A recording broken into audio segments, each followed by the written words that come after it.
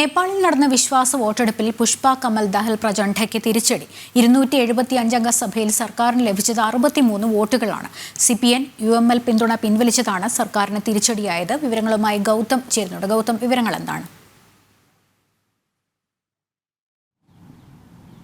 ലക്ഷ്മി, ഇന്ന് നേപ്പാൾ പാർലമെന്റിൽ നടന്ന വിശ്വാസ വോട്ടെടുപ്പ് വിജയിക്കുവാൻ അല്ലെങ്കിൽ വിശ്വാസ വോട്ടെടുപ്പ് നേടാൻ നിലവിലെ പ്രധാനമന്ത്രിയായ പുഷ്പകമാൽ ദാൽ അഥവാ പ്രചണ്ഡയ്ക്ക് സാധിച്ചില്ല. കമ്മ്യൂണിസ്റ്റ് പാർട്ടികൾക്കിടയിലെ അഭിപ്രായ ഭിന്നതയും കടുത്ത പ്രശ്നങ്ങളുമാണ് ഇപ്പോഴത്തെ പ്രധാനമന്ത്രിക്ക് ഈ രാജിവെക്കേണ്ട ഒരു സാഹചര്യത്തിലേക്ക് കാര്യങ്ങൾ എത്തിച്ചത്.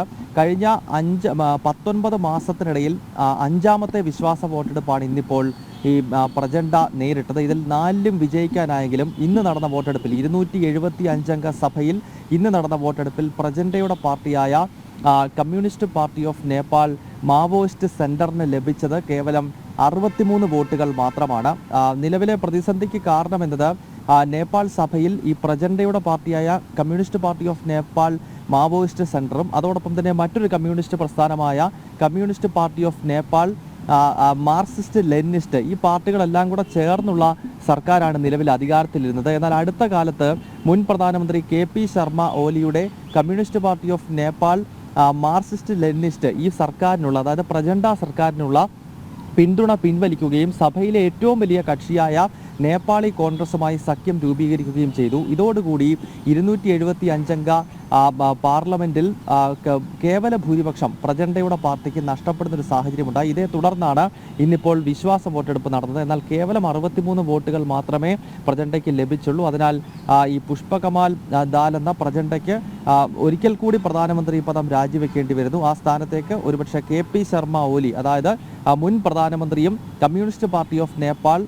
മാർക്സിസ്റ്റ് ലെനിനിസ്റ്റിന്റെ നേതാവുമായിട്ടുള്ള KP ഓലി ഒരിക്കൽ കൂടി പ്രധാനമന്ത്രി സ്ഥാനത്തേക്ക് എത്തും. ഏറ്റവും വലിയ കക്ഷി നേപ്പാളി കോൺഗ്രസ് ആണ്. പക്ഷേ നേപ്പാളി കോൺഗ്രസ് നിലവിൽ KP ശർമ്മ ഓലിയുടെ പേര് തന്നെയാണ് പ്രധാനമന്ത്രി സ്ഥാനത്തേക്ക് എത്തുന്നത്. നേപ്പാളിൽ ഇത് ആദ്യത്തെ സംഭവമല്ല. അവിടെ 2006-ലാണ് ജനാധിപത്യ സംവിധാനത്തിലുള്ള തെരഞ്ഞെടുപ്പ് ആരംഭിക്കുന്നത്. അതിനു മുൻപ് ഭരണമായിരുന്നു നേപ്പാളിൽ ഉണ്ടായിരുന്നത്.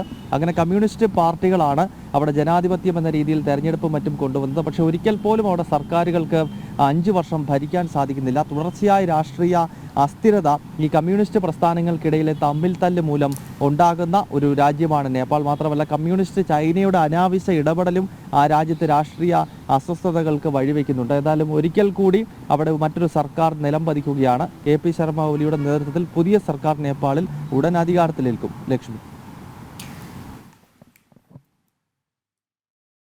ഗൗതം, ഈ വിശ്വാസ വോട്ടെടുപ്പിൽ പുഷ്പകമാൽ ദഹൽ പ്രചണ്ഡയ്ക്ക് തിരിച്ചടി ഉണ്ടായ സാഹചര്യമാണ് ഇപ്പോൾ പറഞ്ഞുകൊണ്ടിരുന്നത്.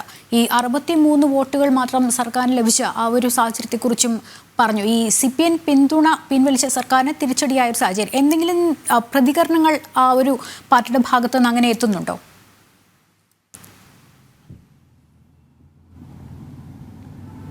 ലക്ഷ്മി, ഈ വിശ്വാസ വോട്ടെടുപ്പ് പരാജയപ്പെടുമെന്ന് നേരത്തെ തന്നെ പ്രചണ്ഡയ്ക്ക് ബോധ്യമുണ്ടായിരുന്നു. അതായത് കഴിഞ്ഞ 19 മാസത്തിനിടയിൽ 4 തവണ വിശ്വാസ വോട്ടെടുപ്പിനെ അഭിമുഖീകരിക്കേണ്ട അത്രത്തോളം രാഷ്ട്രീയ പ്രതിസന്ധി ഈ പ്രചണ്ഡയുടെ മുന്നണിക്കും ഉണ്ടായിരുന്നു എന്നത് വസ്തുതയാണ്. പക്ഷേ അപ്പോഴെല്ലാം ഈ communist party of Nepal Marxist ലെനിനിസ്റ്റിൻ്റെ പിന്തുണ, അതായത് ഈ KP ശർമ്മ ഓലിയുടെ പാർട്ടിയുടെ പിന്തുണ ആ കാലത്ത് ഉണ്ടായിരുന്നു. പക്ഷേ 78 സീറ്റുകളുള്ള KP ശർമ്മ ഓലിയുടെ പാർട്ടി ഇപ്പോൾ പിന്തുണ പിൻവലിച്ചതാണ് പ്രചണ്ഡയ്ക്ക് വലിയ തിരിച്ചടിയായത്. കാരണം ഏറ്റവും വലിയ കക്ഷി 89 സീറ്റുകളുള്ള നേപ്പാളി കോൺഗ്രസ് ആണ്. അത് കഴിഞ്ഞാൽ 79 സീറ്റുകളുള്ള KP ശർമ്മ ഓലിയുടെ communist party of Nepal united Marxist Leninist ആണ് രണ്ടാമത് ഏറ്റവും കൂടുതൽ സീറ്റുകളുള്ള കക്ഷി. മൂന്നാമത് മാത്രമേ പ്രചണ്ഡയുടെ പാർട്ടിയായിട്ടുള്ള കമ്മ്യൂണിസ്റ്റ് പാർട്ടി ഓഫ് നേപ്പാൾ ഈ മാവോയിസ്റ്റ് സെന്റർ വരുന്നുള്ളൂ. അപ്പോൾ ഈ കൂട്ടുകക്ഷി സർക്കാരാണ് അവിടെ അധികാരത്തിലിരുന്നത്. അങ്ങനെ തട്ടിമുട്ടി മുന്നോട്ട് പോവുകയായിരുന്നു. പക്ഷേ KP ശർമ്മ ഓലി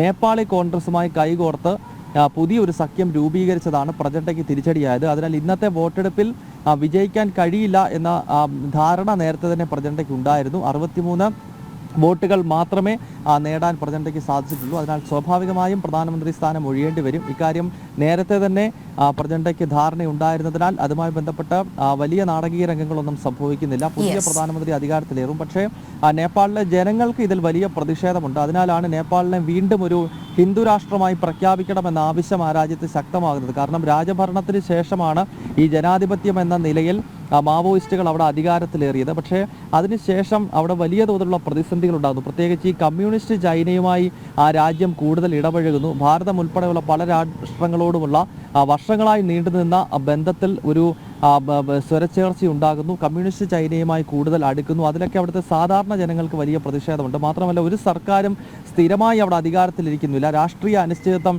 തുടർച്ചയായി ആ രാജ്യത്തെ വേട്ടയാടുകയാണ്. അതിനാൽ വീണ്ടും നേപ്പാളിനെ ഒരു ഹിന്ദു രാഷ്ട്രമായി പ്രഖ്യാപിക്കണം എന്ന വലിയ ആവശ്യം ആ രാജ്യത്ത് ഉയർന്നു വരുന്നതിനിടയിലാണ് ഇപ്പോൾ മറ്റൊരു കമ്മ്യൂണിസ്റ്റ് സർക്കാർ കൂടി നേപ്പാളിൽ നിലംപതിക്കുന്നത്. സ്ഥിരതയുള്ള ഭരണത്തിനും രാജ്യത്തിന്റെ നന്മയ്ക്കും ഹിന്ദു രാഷ്ട്രമായ നേപ്പാളിനെ വീണ്ടും പ്രഖ്യാപിക്കണം എന്ന ആവശ്യം ഉയർന്നു വരികയാണ്. ഗൗതമാണ് വിവരങ്ങൾ നൽകിയത്.